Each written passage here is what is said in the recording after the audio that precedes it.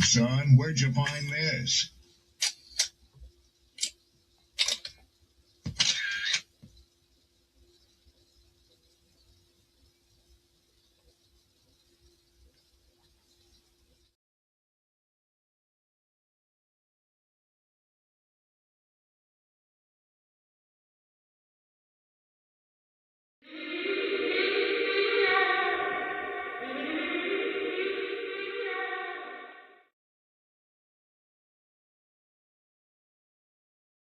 Don't be offended by the truth. They be offended because you called out the truth. Simple as that. They don't want to hear any other narrative that makes them look bad. One thing I can't stand at this big grown age is somebody who acts like cause and effect does not exist. Like, yes, your actions caused this outcome. Yes, what you did lit the match. Like, why are you surprised and playing victim? That is Chico. They never lie. That's how you know somebody doesn't respect you. They listen to reply, not to be understood. They cut you off. They minimize what actually matters to you. They laugh at your boundaries, and then they call you sensitive when you try to hold the line.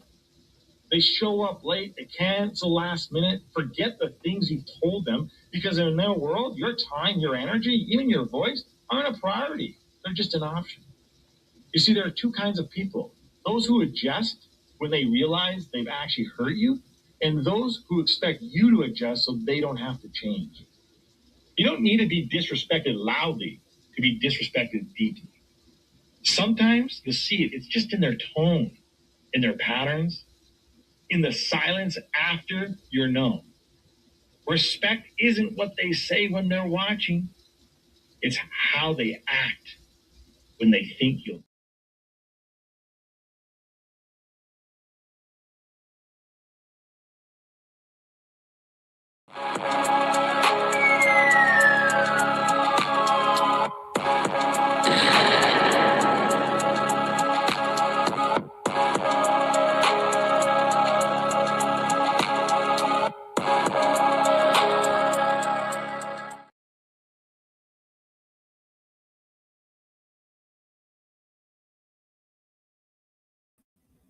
What's good? What's good? What's good? Happy Monday. Peace and blessings.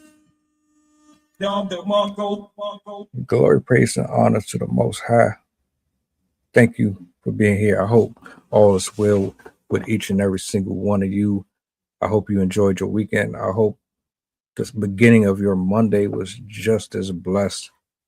I got to give a quick moment of silence for a sister in Christ that passed away over the last few days. I'm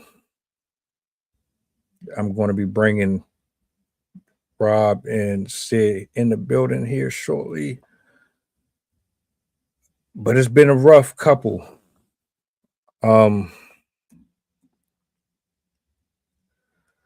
Just happy to be here with y'all, man. You see the title. We definitely gonna chop it up here in just a second. For whatever reason, I'm having some other situations going on. I got a clip I'm going to play. Now, the one that I want to put up, I can't. I'm surprised TikTok even permitted it to even go up. But yeah, you see the title. This brother, man, he lost his life in the hands of another officer that's trying to claim that it was self-defense, that they felt threatened. If any of you seen the clip, well, you know.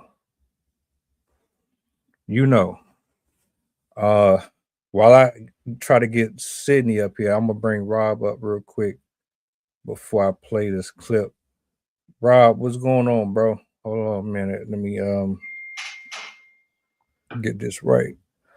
What's good? What's good? What's good? Oh man, everything gravy, man. Happy Monday, Brody. Likewise, likewise. How's the weekend? How's everything going? Back to the Grizzly. You know how I go. Right on, right on, right on. No days. Oh, Never dollar, never penny. yes, sir.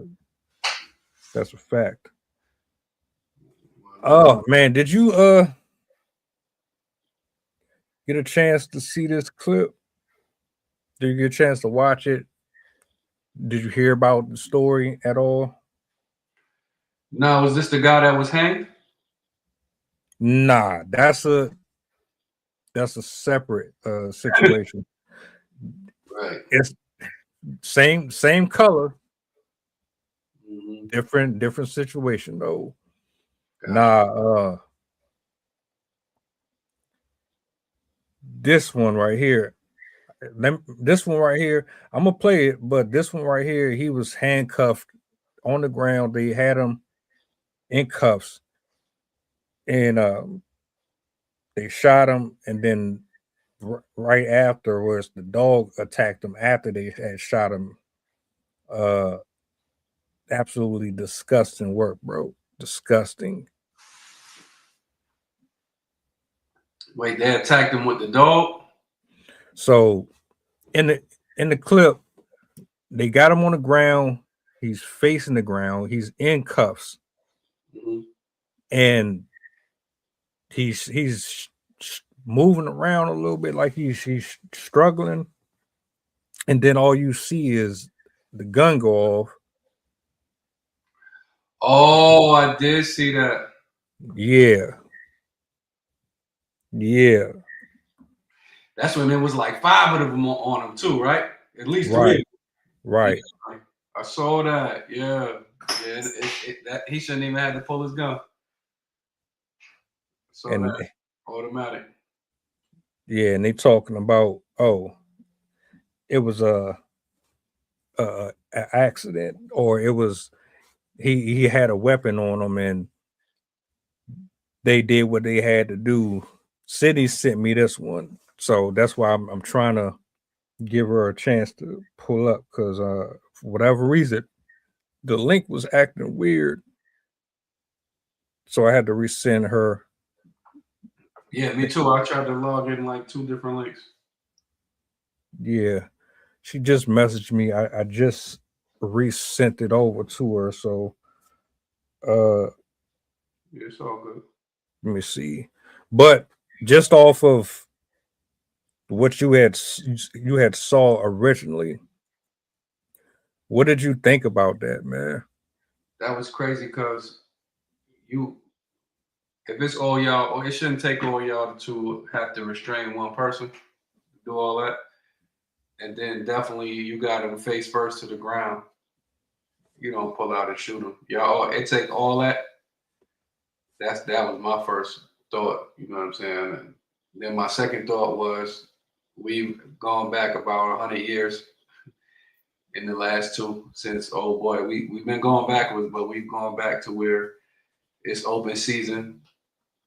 And it's definitely open season on the bros, hands down. The toxicity is in the air, and it's a free fall because we in Florida, and they going crazy. They redacted all of the protections that pretty much we people of color had. So it's a mess. Yeah, man, my condolences to the family and anybody that's connected to them in any type of way, the community itself. It seems like a never-ending conversation. Frankly, I'm tired of it. I ain't expecting a whole bunch of people to get on the internet and cry out about it. I'm not expecting a whole bunch of unity, because most people don't really care about what they don't see. But this was absolutely disgusting. Right. Well, anytime you could post the old president as a monkey, we got a teacher down here who was using racial slurs in her lesson while she was talking to the kids, and she didn't know they was taping her, and she was using the N-word. I think it was something to the point where, why can't we use it if y'all use it? But she kept saying it. They suspended her with pay.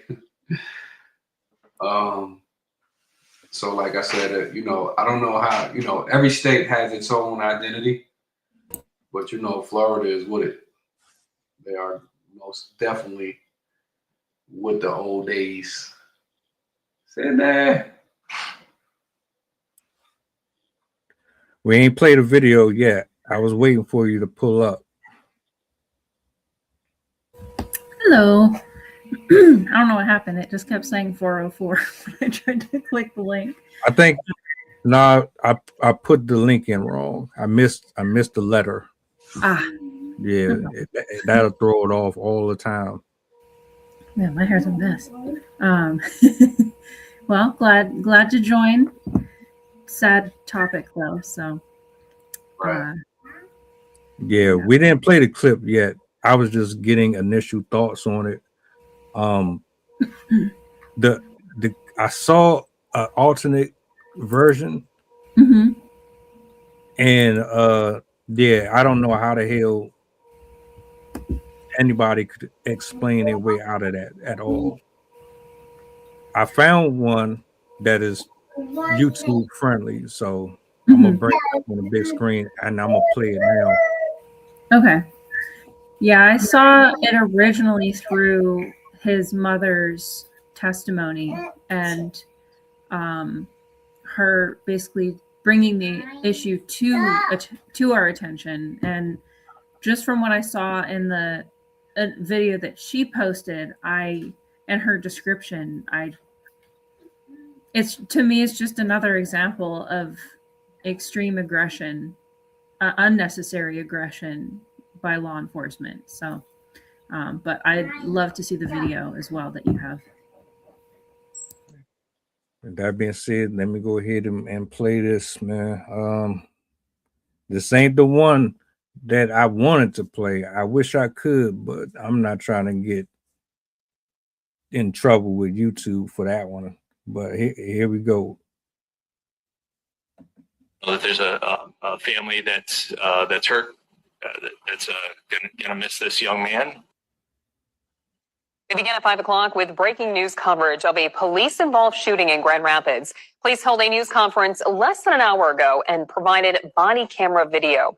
The man shot by the officer last night is identified by his family as Da-Quain Johnson. He died at the hospital this morning. We have multiple crews following this story tonight with the reaction from family and witnesses. But we begin with 3rd Tenure Side's Nick Nelson with what Police Chief Eric Winstrom had to say. Nick. That's right. We just heard from Grand Rapids Police Chief Eric Winstrom, who showed body camera footage from the responding officers that shows what led up to the shooting death of Da-Quain Johnson last night. Now, here's a look at that video. In part of the video, you can see the man identified by family as Johnson being pursued by a police officer while on his bicycle. Around 9:30, Winstrom says the officers followed him into the parking lot of an apartment complex. According to the video, while being restrained by the officers and the K9, one officer says that Johnson is holding a gun. 3 shots can be heard from the officers, and Winstrom says he believes the man was struck in his chest. He died from his injuries early this morning. There's a lot of inconsistencies or outright falsehoods being spread on social media, and tragically, this young man last night involved in the shooting died.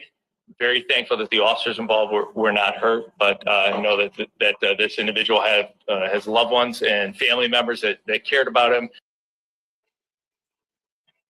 Now, as per standard procedure, Michigan State Police is now in charge of the investigation. Reporting live, Nick Nelson, 13 on your side. Nick, thank you. And the family of Da-Quain Johnson is sharing his story today and reacting to the way police handled the confrontation. We continue our live team coverage with 3rd Tenure Side's Micah Cho. Micah. Yeah, we're in front of Miss Tracy's liquor store, about half a mile away from where Da-Quain Johnson was shot. This is supposed to be the starting point of a march by his friends and family. It has not started yet. It was supposed to start around 5 o'clock, but we were able to catch up with some of them earlier today. This is what his aunt had to tell me. A lot of different narratives that are going on as to what happened. But regardless of what happened, no one deserves to be handled like that. Elizabeth Elliott describes her nephew as a father who loved to sing. He loved to sing with anybody, and he could sing. He was a good dad. He took care of his kids. Elliott says she wants to see the body cam footage of Wednesday night's shooting, adding that will be the only way they can get answers. If we have him detained and he's already on the ground, why did it take him to have to shoot him? Why couldn't they tase him? Why couldn't they just get more people there? The dogs was already on him. Kent County Commissioner Robert Womack says the officer-involved shooting happened in his district, and after talking with the family, he said he learned Johnson's kids watched what happened to their father. His children also being in that apartment building, looking out the apartment building and watch the whole thing. They're calling their grandmother while this is going on. It's just a sad thing in this community, the trauma that those kids are going through. What do we have in place for those children? Again, that march is supposed to start here at Miss Tracy's and go about a half mile to the apartment complex. For now,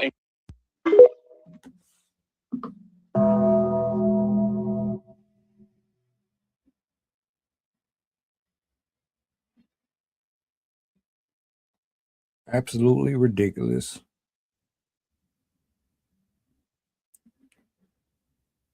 Just continue to see this more and more. And again, like I said, my heart go out to them. When things like this happen, I expect more people to make their voices heard. I expect outrage. I expect anger. I expect people to use their intellect. If there's ever a time to show up when things go awry, these are the situations that should show you who really cares and who's just talking just to be seen and heard. How did this happen? Why did this happen?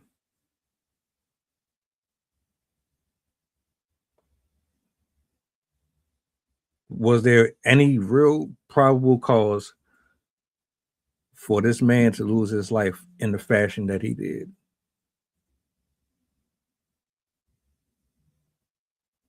What's going through your head?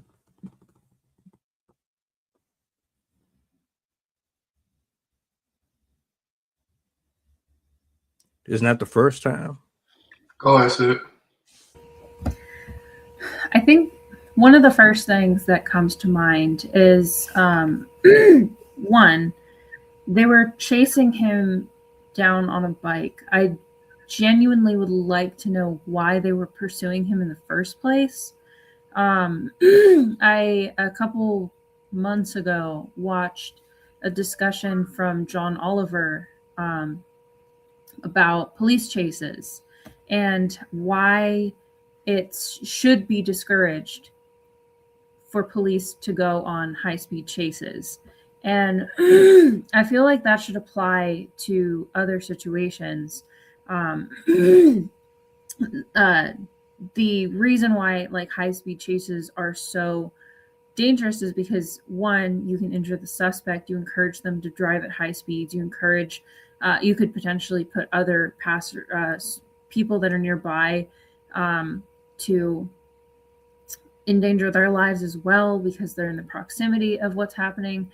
And I feel like chases in general should be discouraged because there are other ways to make contact with people that are suspects or that you'd like to talk to or whatever, that are safer for both the officers and the person on the bike, like or just the person that's being chased.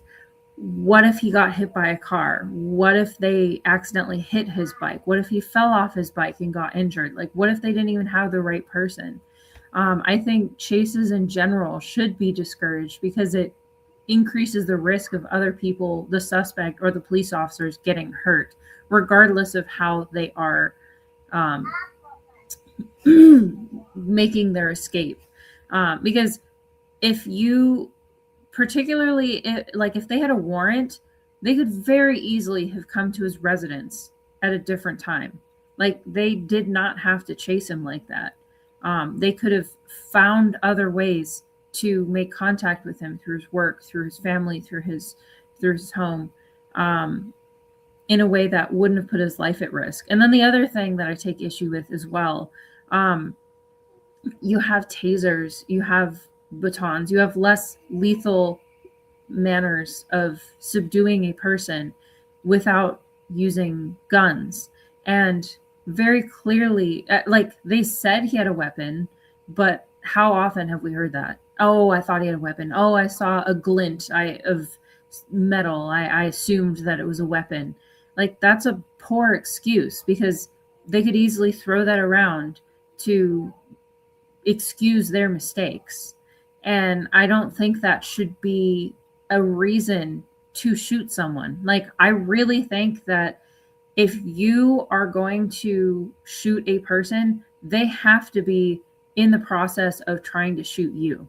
Like, you should have that gun pointed at you, the knife pointed at you, or whatever, like an actual weapon physically present, like very obviously directed at you for it to rationalize using a weapon on somebody. Because he was, from the video that I saw, he was already on the ground. They had their knee on his back, or at least they were like pressing him down into the ground. His hands were behind his back. And from the testimonies that I was hearing from his family members, he was shot through the head. And if you are going to subdue a suspect, that's not necessary. You can, I'm not even advocating that they should shoot the person, but if they have to shoot the person, shoot them in the foot, shoot them in the arm or something, like something non-lethal. But aiming for the chest, aiming for the head, aiming for the neck area, getting shot in those areas are almost instantly fatal, because that is where some of your most major, largest arteries are. And if you get nicked even a tiny bit, you'll bleed out in minutes to seconds, depending on how big the gash is. So for them to already basically have him subdued and then they use the weapon on him, that's really my biggest, that's where I think that was definitely excessive force. Because it's not like he was running at them. It's not like he was in the process of attacking him. They basically had already tackled him to the ground when they shot at him. And it reminds me very much of what we saw with, I'm blanking on the name of the man, but the one who was murdered by ICE when he was trying to help the woman who was in a medical having issues medically, Alex Prady. It was wildly unnecessary. They already had him subdued, and that type of violence is not acceptable when you already have that suspect on the ground.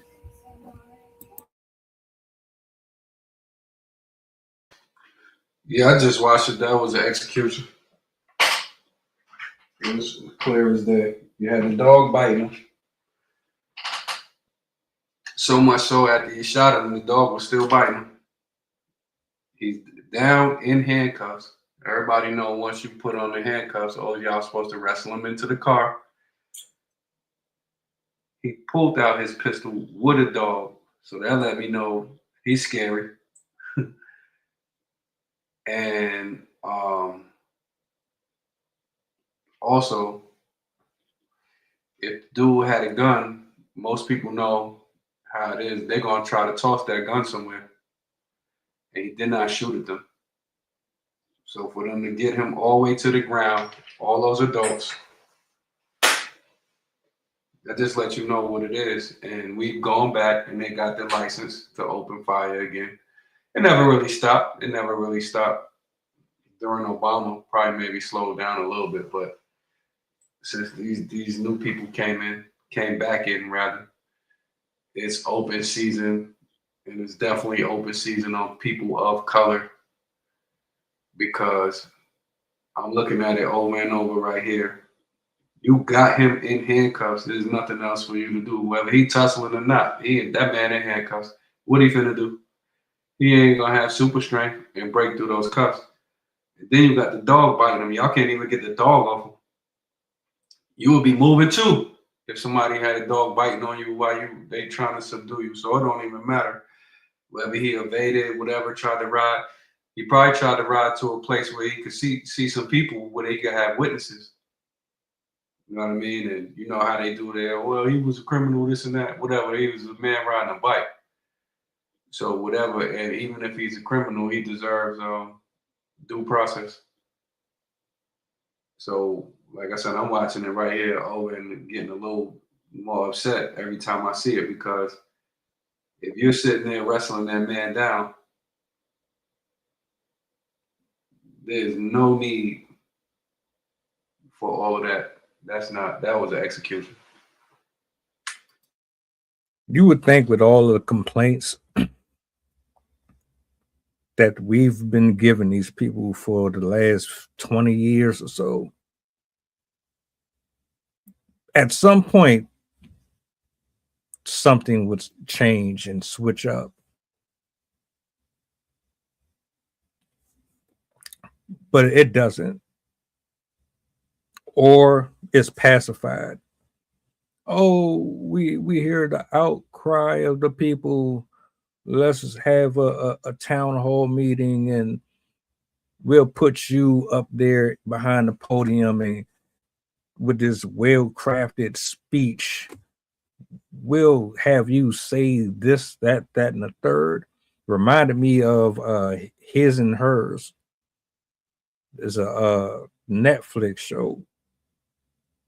And they pretty much staged it just like that. The people want something. They need to know that we hear them, that we care about what they got going on, but we can't really give them anything. So just go up there and spend whatever the hell you need to spend to get them all fired back. And then the people, they eat it up because, well, you gave us something. As long as you give us something, whether or not it's the reality or it's just some bullshit, as long as you give us something, we'll shut up and go on about our day. And fortunately, in 2026, we have more people who are not just sitting back and letting you say whatever you want on camera just because you have a badge and a microphone. No, you're going to actually have to stand on what you're saying up here, and you're going to have to provide more than just this well-crafted speech.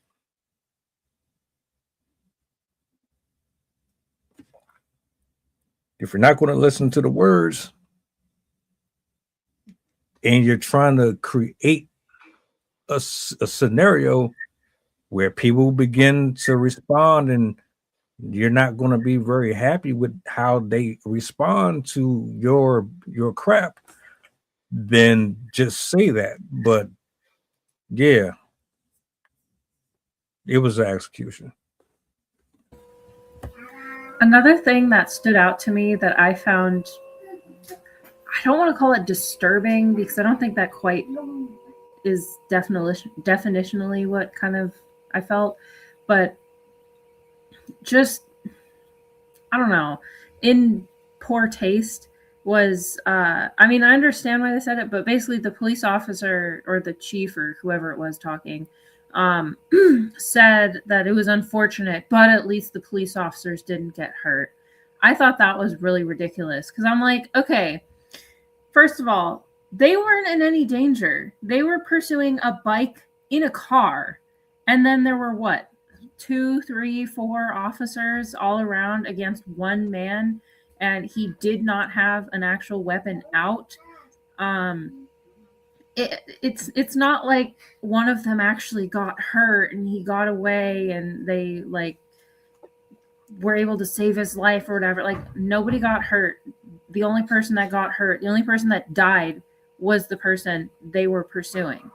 And I just found that incredibly insensitive. Like, I understand why they say that, because, you know, they have to put on a good face and whatever, but it just felt like it added almost an air of like speculation of, oh, he could have, he was a criminal, so it's likely he would have committed harm against these police officers, so they're lucky that they weren't exposed to any violence. Like, the police were able to escape his whatever criminal behavior in time and weren't able to be hurt in the situation, when it really seemed like it was way out of balance in the sense that you had multiple armed police officers coming after somebody that's on a bike and was very clearly subdued, and there really wasn't very much risk to their lives just from what we're seeing in the video.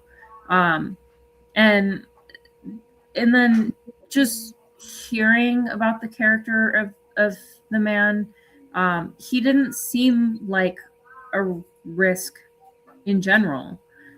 So it feels like they were trying to kind of paint this picture of, oh, he was potentially dangerous. So it's good that our police officers didn't get hurt in this exchange, even though it was an assault, it was an execution, like we've all been saying. Yeah, they brought back the same old narratives. Oh, he's probably dangerous. He's had run-ins with the law. It don't matter, man. It don't take all of that to subdue nobody, man.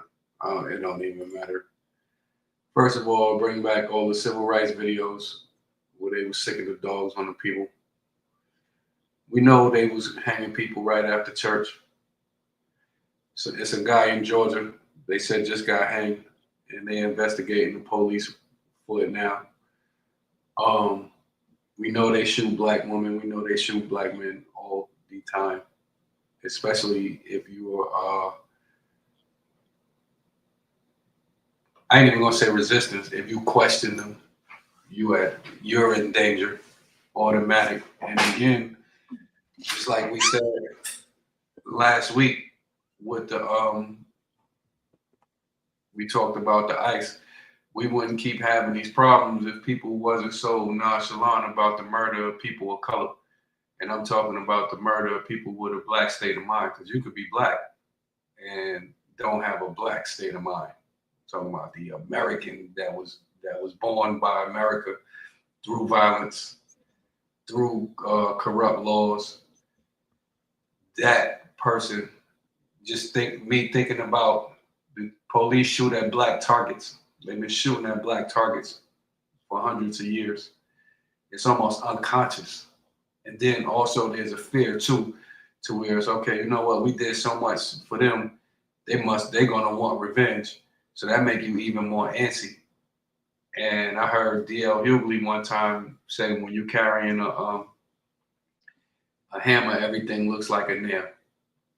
So you got this pistol to where, what will it be? It'll be, well, I thought it was my taser or whatever.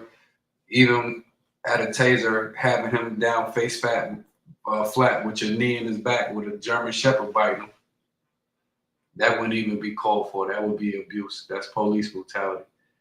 So we come back to this, and at this point in time, from state to state, they're letting it all hang out. And this is why I don't trust the Democrats or the Republicans, because it's birds of the same feather. And I'm piggybacking on what you said, Sydney. And I'm adding that until those laws are changed, this stuff is going to continue happening. It's not even just the laws, it's the people that they got working in these buildings. I mean, for heaven's sake, there's locations out here where they tell you we don't travel there. We don't go there. Why? Oh, yeah, because the police over here, they be on some BS. We stay far from over there. You know it's bad when you got people from that town or that city itself telling you, nope, stay away. If you got to go anywhere or you got to do anything, it's no different than telling someone don't go to a dangerous neighborhood because of whatever stereotypes is associated with it. And rules apply with this. Don't drive around this part, especially if you're of color, because yeah, they on some other stuff. Yeah. And you would think, right? You have so many as a collective warning people about how bad it is. It's not like they encouraging you in a positive way. They're not saying it's safe. They're not saying, "Oh, you'll be just fine." Nah, they warning you. And if the people are that clear and that loud about it, why are you ignoring it? They're ignoring it purposely. And if you're not ignoring it, why aren't you checking it how you're supposed to? But I think we all obviously know what the answer is to that. Seems like everybody got their hand in the money jar. Well, it's unconscious, bro. It's there. Again, I'm gonna keep saying this. We talk this off topic a little bit, but we talk about Iran and Israel. Africa, it was either Somalia or Nigeria was bombed on February 15th. Whichever one wasn't bombed on February 15th was bombed on December 25th, 2025, Christmas. Africa was being bombed. It's so unconscious. The wars in Africa have never stopped, but it's so unconscious that it's nothing to where now, oh, Iran, and it, first of all, they've been fighting. But the wars in Africa never stopped. And the war on people of color here has never been stopped. It's never been stopped outright. There's no anti-black lynching law. They did it for the Asians. They did it for the LGBTQs. There's no anti-black. Yep, it was Somali. Thank you, Sid. There's no anti-black lynching laws. Even after George Floyd, people of color was getting killed. It's also the universal language, right? To people of color are getting done dirty all around. And at this point, even though you're supposed to be innocent until proven guilty, all you got to do is give them a reason, right? So you're not even safe, even with body cam, because here they made it in our state. You can't really take the police no more within 6 feet if they make a stop. You can't go ask them no questions. You can't protest. You can't stop traffic. They told the police to run people over. They told the people if somebody try to block the roads, run them off. They did everything in this state to protect the police. And then even under Obama, there was a bill signed that gave police extra protections. Right? So you got all of this, and then the rhetoric to where, oh, I could post them as monkeys. There was somebody in my staff. I could be a felon, be charged 34. I could be in those files, dead to right. I could do all of this and still be up here on TV every day. I don't think I heard any other president name more than what I heard this guy. I could do all of this, be a straight up con, a criminal, terrible business person, and I could still post y'all as monkeys. I could still say all of the countries of color is POS. You know what I mean? I could still banned all the immigration quotas. If you look at the immigration quota, when you're looking at Cuba, when you're looking at Venezuela, when you're looking at the Africa, those is all countries of color. So at this point right now, again, it's open season, and you can't fight them. They could poison the water. They could put something in the air, and the laws is not changing. So you could march. The whole world went crazy for George Floyd, and then they were still murdering people back to back. And even when it's a flat out execution like that, they'll still find something to diminish that man's character.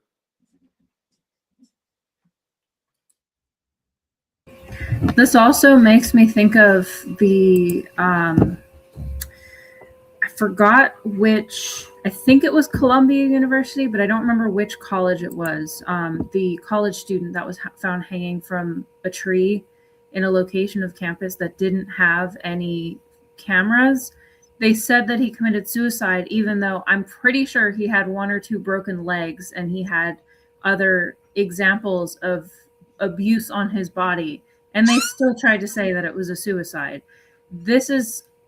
And it's not the first one. I've heard of suicides, suspicious suicides since that point. And they're still being labeled as suicides, even though it is under suspicious circumstances. And this is just proof that this type of stuff hasn't ended yet. There's a lot of wishful thinking people. I hear it from my own family members who don't have the Black experience. Like, obviously, I don't have the actual Black experience, but I'm submersed in it because of my family, because of my husband and his family members. But there's still a lot of people in the community that think, oh, well, this was the 60s. That was before, like, during slavery. We're past that. We don't have that anymore. People aren't racist like that anymore. People won't do that. And they do. People still exist to this day that have those types of hatreds in their hearts, that are still willing to commit violence against another person or another group of people just because they don't like the way that they look. And you can see that even in how the media frames these things. When you hear about a death of a Black individual, very often they'll preface it with like, oh, well, they had a history of these things. Oh, well, they were on drugs. Oh, well, they were in this community. Oh, like, they'll give excuses for why it makes sense that they died. But when you see other accounts, they'll be like, oh, it was a loss for the community. Oh, the family lost a father, whatever. Even the police officer in the discussion in the video that we watched, he didn't mention at all that he was a father. That came from the family members. He didn't say, oh, this is a tragic loss for his family. This is a situation we're going to look into. We're going to investigate how the officers handled the situation to avoid this happening again. He just said, well, it happened. We're glad our police officers didn't get hurt. It sucks that he died. All right, moving on. And even how they treat these situations, even if they're not saying it outright, you can tell that there is still harbored differences between how they treat certain community members from how they treat others. And it doesn't even draw the line at like people of color, but you even see with how homeless people are treated, how drug addicts are treated, how people on welfare are treated. If they are seen as undesirable, then their deaths are seen as more acceptable than people that are, you know, privileged or contributing members to society. And if you are in law enforcement, your treatment of people shouldn't be based on how you feel about those people, how society sees those individuals. It should be based on law. And I forgot who said this, but law should be colorblind. I know that was a quote somewhere. I just don't remember what the exact quote was or who said it. But law needs to be blind to who you are, because law needs to be across the board. It should protect women and men equally. It should protect people of color equally. It should protect people who have nothing and wealthy people to a degree equally. And it's very clear that people are still bringing in their prejudices into their work. And when you are dealing with weapons, when you are able to use violence on somebody else within your job, having those prejudices will come out in your behavior. You will change the way that you act around a person based on how you feel about them. And a lot of people think you can just put it aside. But we don't.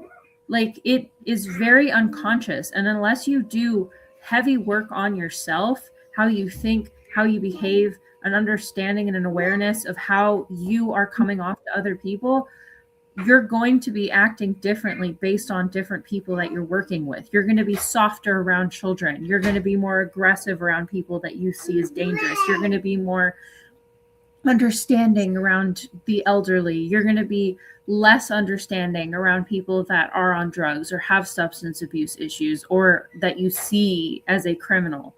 And this stuff is still coming out. We're still seeing this in how the police officers treat the individuals that they work with. And I think not only is it a personal thing, but it's systemic. Like, this is something that needs training. People need sensitivity training and to be made aware that they do these things.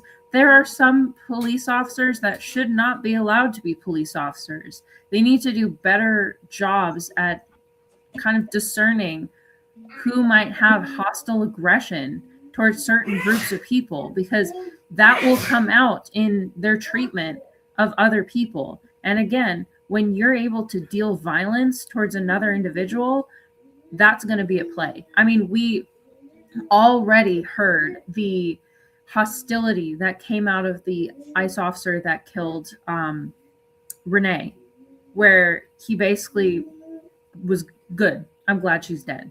Like, these are the types of mentalities that cannot be allowed to enact justice, because they will abuse their power. So I obviously, I don't know who these police officers are and what their mentality was at the time. Maybe they did truly believe they were in danger, which I still think is ridiculous, because he was already subdued. But even the response post-event very clearly showed a preferential treatment towards certain groups of people. And overall, we need to, it's difficult because it is a systematic problem. This is something across the country. And as you guys pointed out too, it's different in different places. Like, you're going to see different police in Charlottesville than you're going to see in San Francisco, than you're going to see in like Portland, Oregon. And it's, the microclimates will have an effect. But something needs to be done, because the opinions of the officers involved in enacting justice are still having an impact on how people across the board are being treated. And again, when you deal with weapons, that can cost somebody their life. Do you think it's possible for a person to start out good, to have all the best intentions in they go into the job pure as snow, and then, like this famous quote from Batman, you live long enough to see yourself turn into the bad guy, the villain? Do you think that's what this is? Or is it just, and this is just my opinion, a lot of these people just took the job because they already had it in their heart? And this was an opportunity for them to wield their desires as they see fit based on the job description that they fall under. Because I don't believe every officer is like that. But I also believe it's probably damn near impossible to put the entire police force from state to state all under the same roof and point out which one, unless you Jesus himself. I think it's impossible for you to point out who is the rotten apple and who isn't.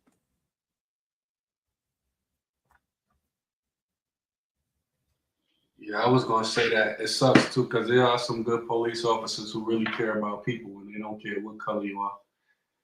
And they said like if you a soldier, a lot of times how being a soldier or something in sports stopped a lot of the prejudice because when you got somebody shooting at you, you don't care what color the person is, you want them to have your back. Right now, what it is, they just got it's a total disregard for the people, man, the laws. I gotta go back to these laws. When you sing the national anthem, they took out the one verse, but that's a racist song. It's a prejudice song. It was saying that anybody that tried to help the slaves, they deserve to be bombed. When you look at the ICE right now, that's no different from the slave patrols that was going on. We look at the when you got a governor here that says the only reason those people of color got those jobs is because they were slaves, they was apprentices. When you know for a fact that the people of color was here before Christopher Columbus, they was kings, they was queens, they was bankers, they was doctors, they was attorneys, they was already having whole civilizations.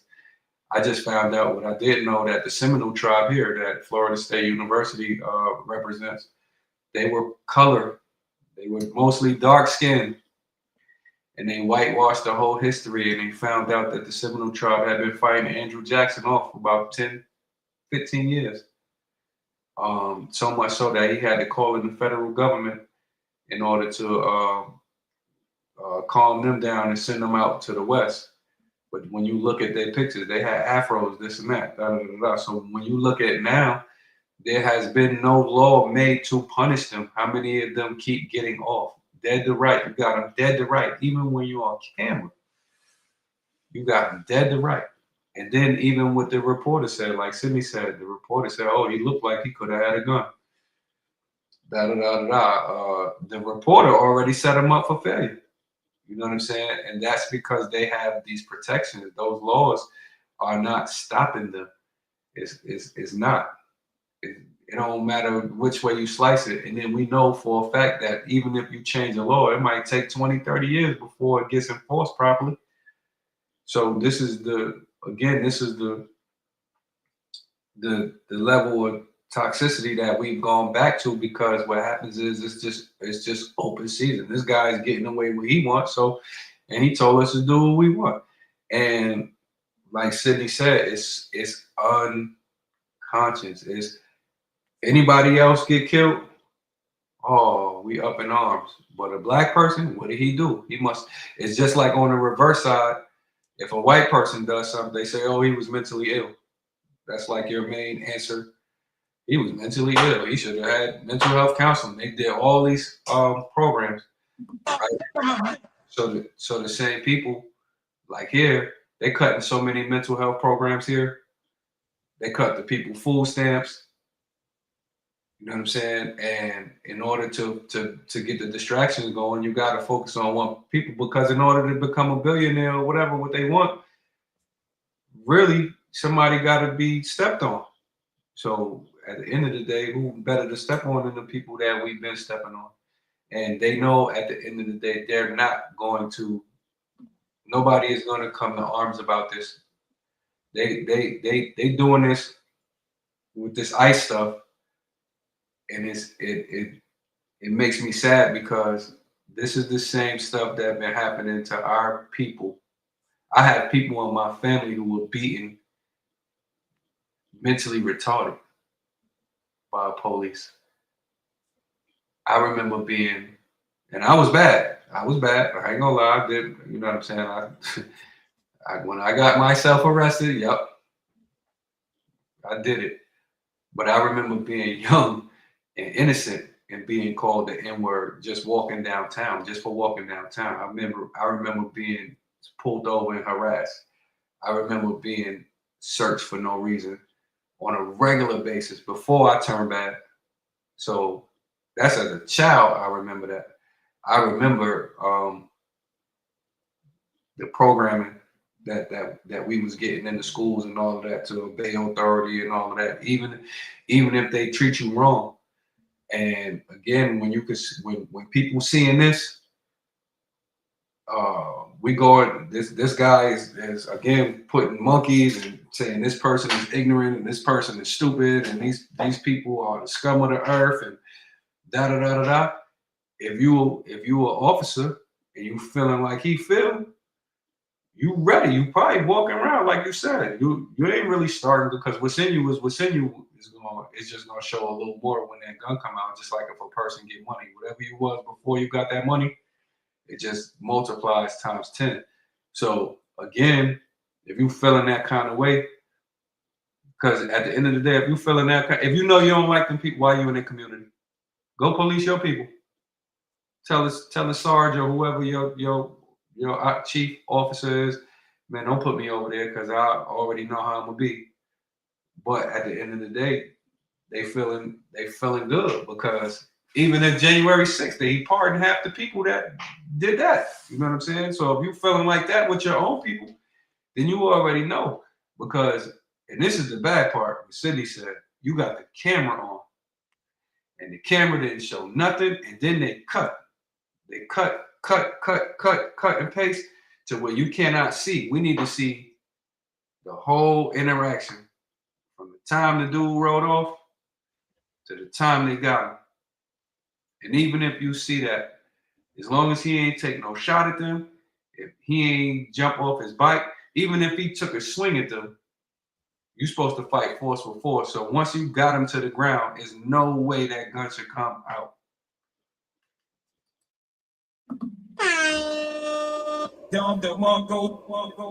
I think their use of the weapons, at least in this case, was an almost unconscious reaction, because with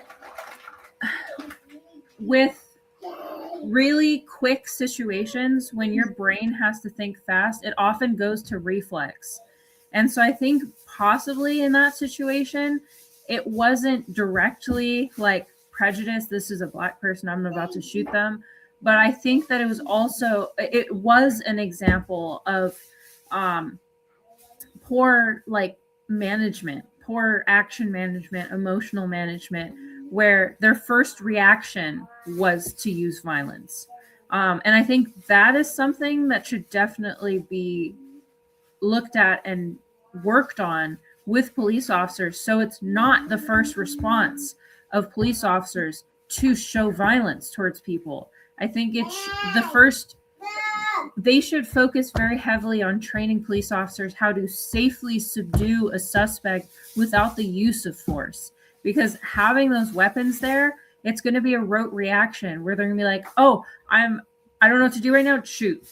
And then another thing is the like you said, having the filming available throughout the whole thing so you can see the context of that whole situation.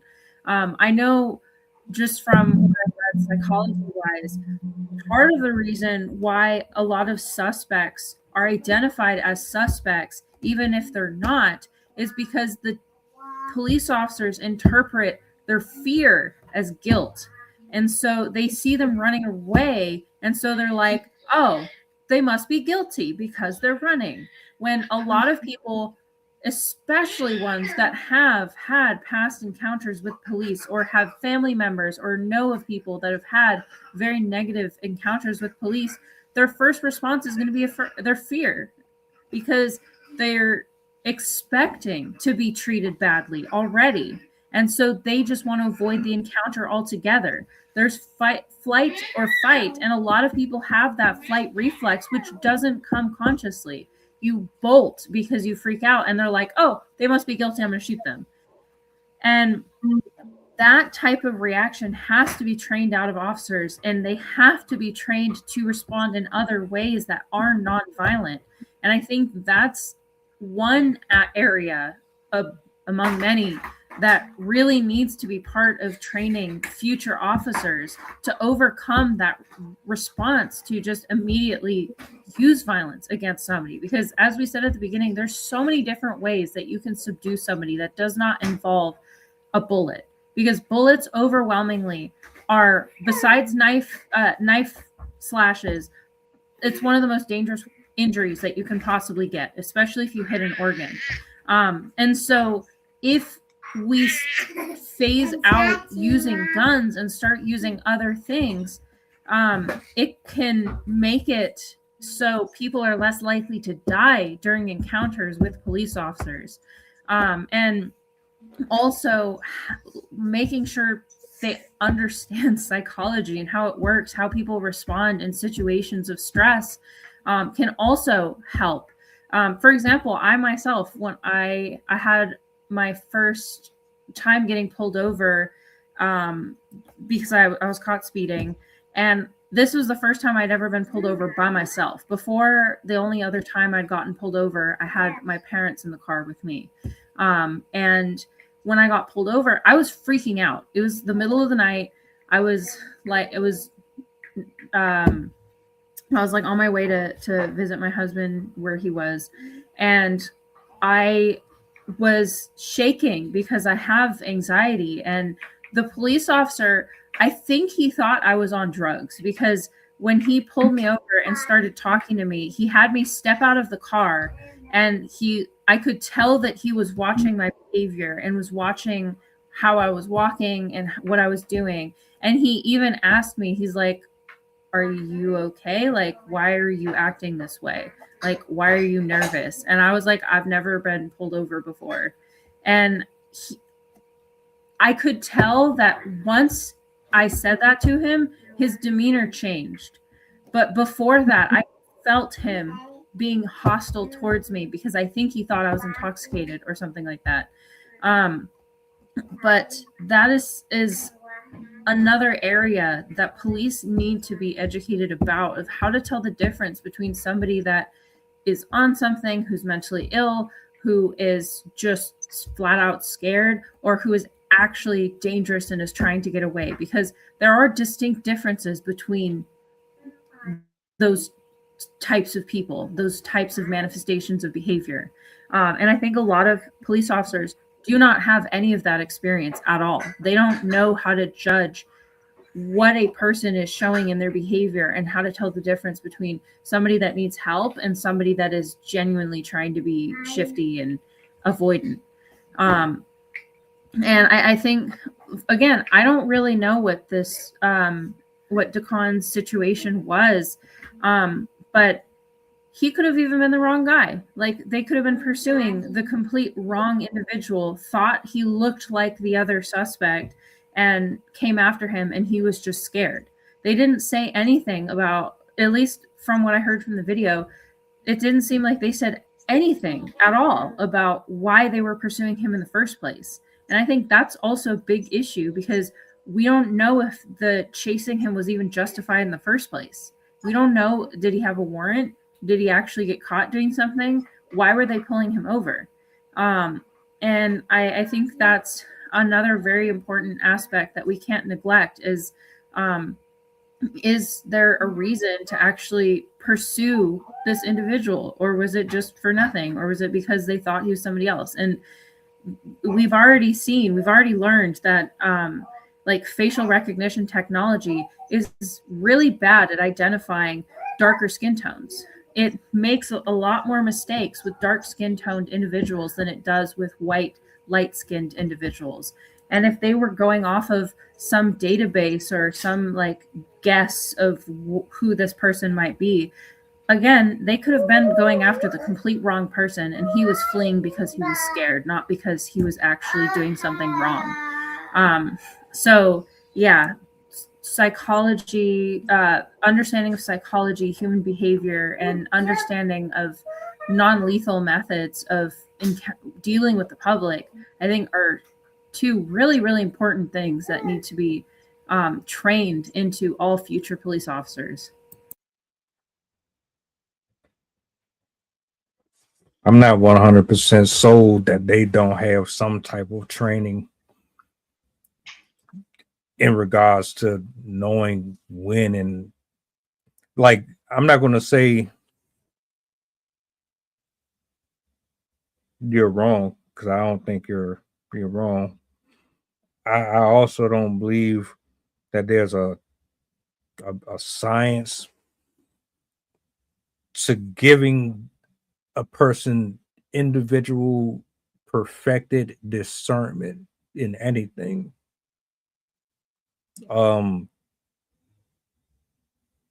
They train you how to shoot the guns. You go to target practice, you got to do all those obstacles, and you got to weigh a certain amount, and you have to have a certain IQ to pass some of them testings. Unless you're telling me you just throwing people into it and just slapping people with a badge, then yeah, we really have a problem. But I'm not convinced that they don't know how to regulate their feelings and emotions. Not when most of you have family, you have kids of your own that you got to raise yourself, unless you're just sociopaths walking around in a uniform. At the end of the day, to me, it was execution. And tomorrow, I'm about a whole nother one. It's the same one that you brought up earlier, Kyle Basinga. That's his name, Kyle Basinga. Found him hung. Called it suicide. We already know it's not. We just this at this point, you just tell us we killing y'all off.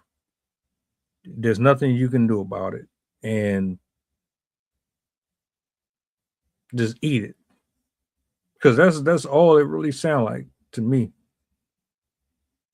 Because I don't know how many times we've talked about these topics up here, and they all come back saying that he was suicidal. He was suicidal.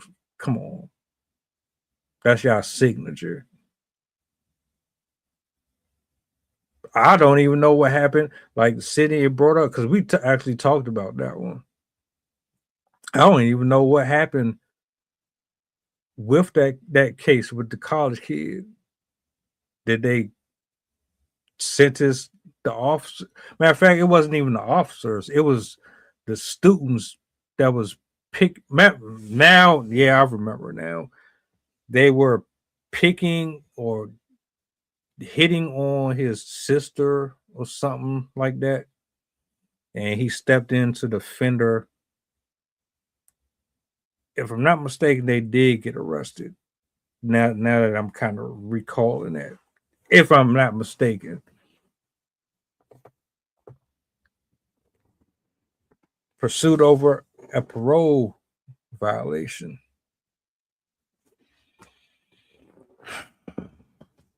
They know better. They did not have to do what they did. That was extreme, over extreme. If the roles were reversed, we know how this would turn out. And I'm sick of it.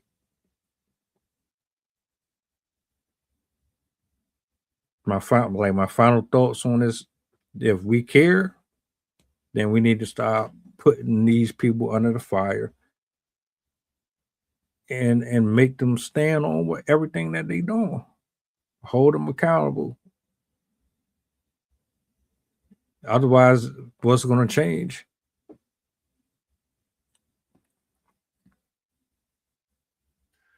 Yeah, they got to put the law. They got to change the laws. The whole. I'm for the whole Constitution being torn up, not even rewritten, not restructured. It's not all of that. It's a living document, and they meant well. They did not mean well. They were businessmen. They were corrupt. They did everything to protect them. The first thing that they put in place once the Ku Klux Klan, the Klan, they had to start checking them was the police. And we know that the police are here to protect property and not people.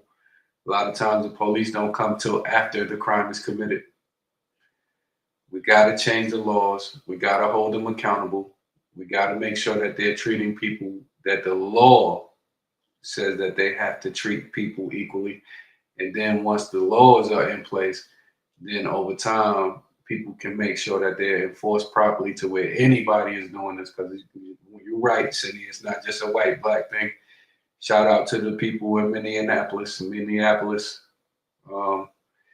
been out there in the blizzards, toughing it out, protesting because they're seeing what's going on. And shout out to the people that have love for the people of color.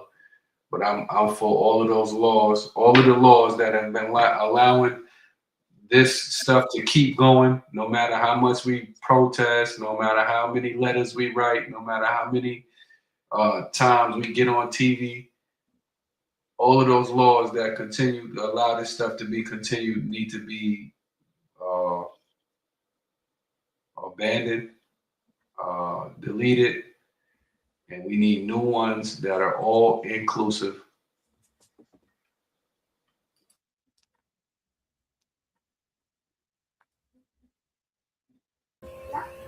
And I think we just, you said, throw it out and start all over. We need a better system that values people as people and stop viewing it. It's sad because a lot of this is internalized. And like you brought up earlier, we can't just teach it out of people because there are some people that have just been raised in certain cultural conditions that allow very deep-seated opinions about other people and very deep-seated prejudices against other individuals that will affect their behavior. But we still need to do a better job at, number one, weeding out those potential individuals to limit the potential of negative outcomes for interactions between police officers and the public. Better ways to screen these individuals, because maybe they still work for the police force, but they don't have to actually interact with the public. Like, there are other positions that you can put people in that don't involve direct interaction. Like, you can prioritize officers that show empathy and understanding and actual, like, discernment from those who are more trigger happy. There's ways that the more malignant individuals can be prevented from actually being out on force, in force. And then, as I said too, find and prioritize other methodologies that allow them to subdue individuals that are committing crimes or doing whatever without causing harm to them or risking death to those individuals just through the process of trying to take them down. This is overwhelmingly a systemic issue. This is not something that can be really fixed overnight, and every jurisdiction is going to require different things because some are better than others at different things. But it's clear that these efforts are still needed. It is very clear that overhauls are still required to keep people safe from the people that are supposed to be protecting us. It's quite ridiculous that the people that we would call when we need help might end up being the people that take our lives.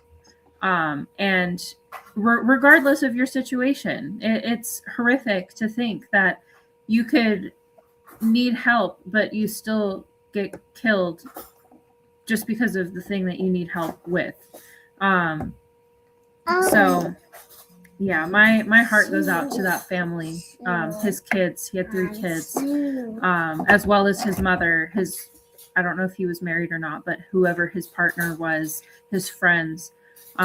Even though the police officer didn't say it, it's a loss for the community. Even if somebody has committed a crime, even if somebody has a history with drug use, with homelessness, with poor choices of action, nobody deserves that. Nobody deserves to be chewed at the neck by a dog, shot in the head by a police officer that doesn't care, like forced onto the ground and mistreated. So my heart goes out to him and his family. And I just hope that we make this whole system a better, safer place for everyone. Shout outs to you. Shout outs to Rob. Shout out to the community. I hope this message resonates with somebody. I hope it reaches the right ears and eyes so we can have more conversations about this that open up actions and not just cries that echo into a void of social media.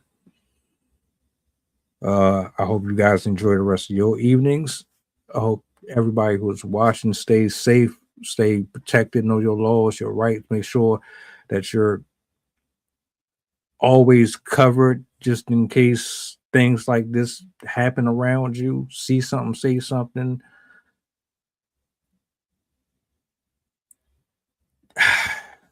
It's getting nasty out here, and nobody is really safe like that. So y'all be easy, be careful on this road, and see y'all tomorrow, Lord willing. Enjoy the rest of your night.